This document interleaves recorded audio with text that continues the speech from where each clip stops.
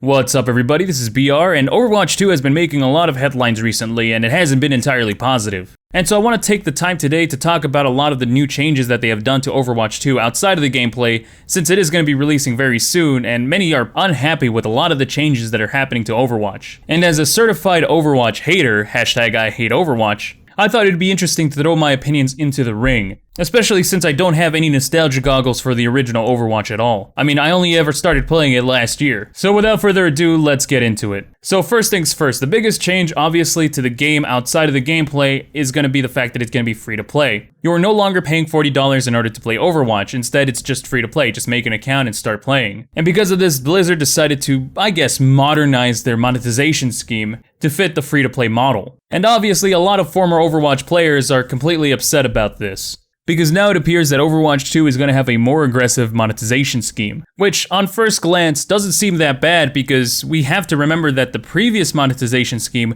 was with loot boxes. And if I remember correctly, many years back, people were saying that anything was better than loot boxes, because at the end of the day, loot boxes are pretty much just gambling. Though it could be argued that Overwatch's loot box system was a lot favorable compared to many of the other loot box systems in many other games, especially those by EA. Since if you've been playing for a long time, you could pretty much unlock everything without ever spending money for loot boxes. You get them that often.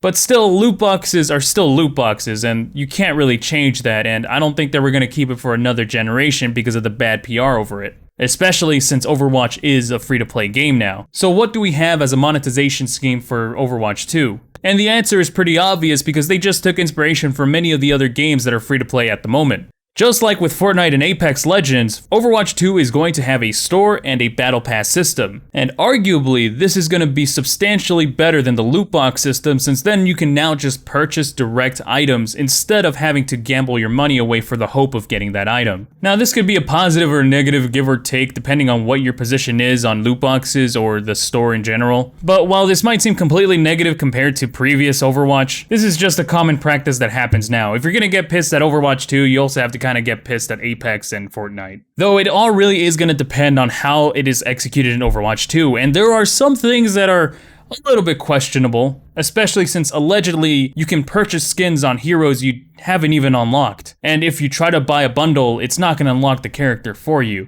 Now, I'll get into unlocking characters later, but first let's just focus on the monetization part first.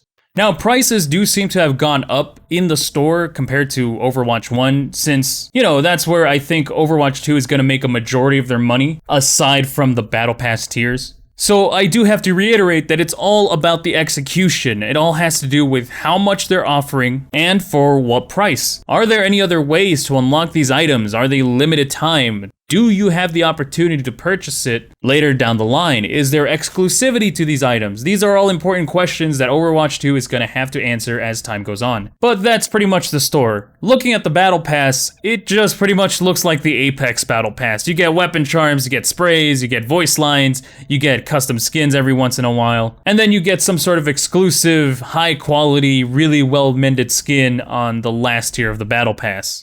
And progression seems to be about the same as Apex's, where you have to complete challenges to get a reward in order to progress your battle pass, but unlike Apex, they don't use a star system, instead they use an XP system, which, to be honest, isn't really that big of a difference. So just think of it as the Apex battle pass, think of it as the Fortnite battle pass, completing tiers, using XP or stars or whatever, it's all the same. And those are pretty much two of the main monetization schemes that you have for Overwatch 2, the battle pass and the shop. Now, do I really think that this is such a bad deal and it's gonna destroy Overwatch's reputation and it's gonna be, just hell on earth? Absolutely not. This is just, the status quo of many AAA games nowadays, going free to play, having a battle pass, having a shop. Overwatch really isn't being original here, but then again, why do you want them to be, right? I mean, what if they somehow messed it up without this system? At least this monetization system is as bad as Apex's or Fortnite's. It's not any worse, thankfully, but at the same time, it's not doing anything for itself. It is tripping up in a couple trivial things, but at the end of the day, it's just cosmetics, all right? Your gameplay is not going to be affected by these shops or by the battle pass. If you do like OW2's gameplay, then all of this monetization stuff is just not going to matter to you. You know what is going to matter to you, though? The mobile phone requirement that is now going to be needed in order to play Overwatch 2 with. Which I actually do find a little bit funny that this was only popping up like about maybe a week ago, because this has been known for months now. It was in the fine print and we all kind of knew that going in. They had to find a way to, limit the number of alternative accounts, and of course this is what they're doing. Good move for the security of the game, bad move for the accessibility of it. Now, is this the end-all be-all end of Overwatch 2's career because, Blizzard just now wants to have your personal information? Absolutely not. You know who else has your personal information as well? Especially if you play other competitive shooters? Steam. Specifically CSGO, especially if you wanted to play Prime matchmaking without paying the Prime status.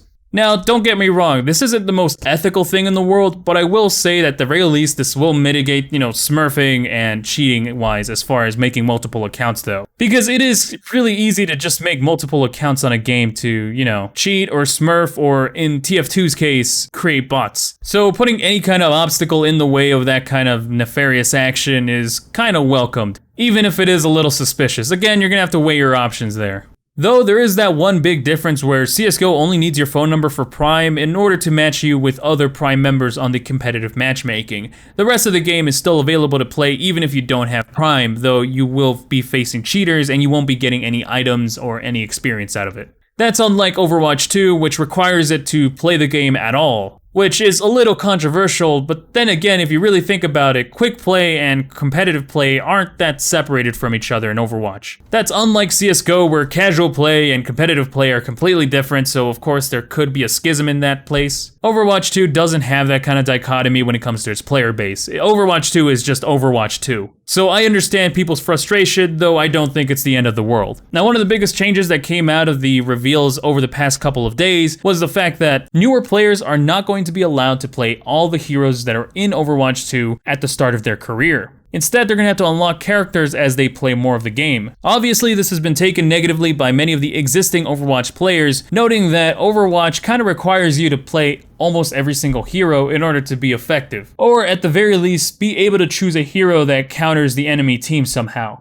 By restricting heroes, you're basically putting the new player at a severe disadvantage, and this is, in my opinion, a legitimate concern. Compare that to Apex Legends, where, yeah, you still have to unlock the new legends, but their abilities don't define their gameplay style. They're just supposed to be a nice little cherry on top compared to your main gunplay and positioning. So when looking at Overwatch 2, this does seem kind of like a negative thing because, yeah, you kind of do need all the heroes to play the game properly. But counterpoint, that only really applies to Overwatch 1. As I played more Overwatch 2, I realized that the game was a lot more brawlier, it didn't have the same rhythm as Overwatch 1, and maybe this change of form to the gameplay style of Overwatch is going to allow somebody to be a lot more flexible, not requiring you to choose a counterplay. Instead, have all the heroes be viable in their own way, while yeah, you do have some soft counters, aren't completely shut down by another character. Now, I'm not entirely sure if that's what Blizzard wants out of Overwatch 2, but maybe this revelation of having to unlock new heroes is their showing confidence of this new gameplay style of Overwatch 2, making it a lot more distinct to Overwatch 1. And again, I have to reiterate,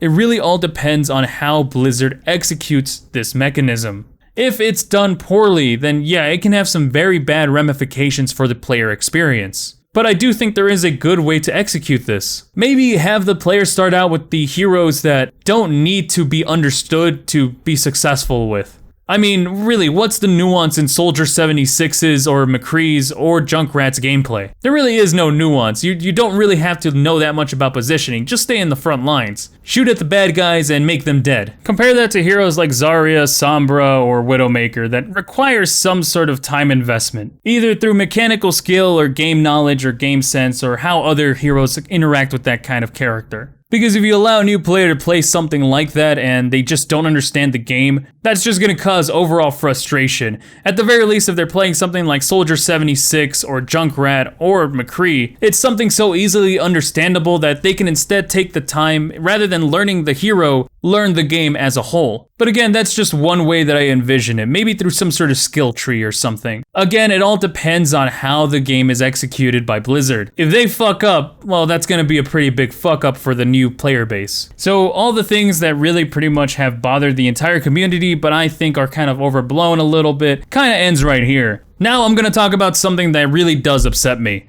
and that's the fact that from here on out, new heroes are going to be locked to the Battle Pass. You're going to have to play the Battle Pass in order to unlock those new heroes, rather than just having that hero available from day one. And if you miss the opportunity to unlock them in the Battle Pass for free, you're going to have to instead unlock them in the store using the currency. Personally, I don't think this is the best route to take. We're really gonna have to see how this affects the game as time goes on, but I think I speak for everybody when I say that the reason why they're doing this is just to entice people to, do the Battle Pass. And if they complete it far enough in order to unlock the hero, they might be more incentivized to purchase the Battle Pass. Not the most ethical thing, especially in a competitive game like Overwatch, but what are we gonna do? I don't think they're gonna be changing their minds anytime soon, especially right before launch. But anyways, that's all I have to say about this. Now I'd like to hear from you. What's your opinion on all this stuff about Overwatch 2 that you've been hearing about? Are you excited for Overwatch 2? Are you not excited? Are you even gonna be playing Overwatch 2? I do want to hear your opinion down in the comment section below,